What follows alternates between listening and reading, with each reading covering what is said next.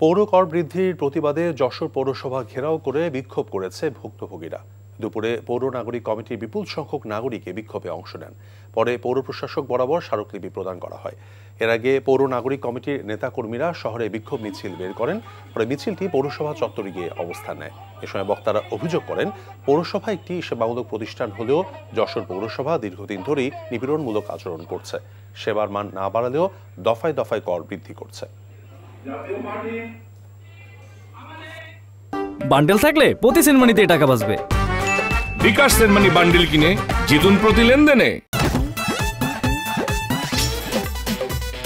এতদিন শুনছি চান্দে অমাবস্যা লাগে, আজকে দেখলাম শুরুতে অমাবস্যা লাগে।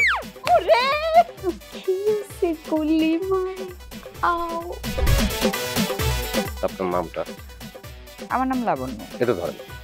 এইটা কি? সোলেমানি আংটি। ভয় পেলে নাকি সিরিয়াস?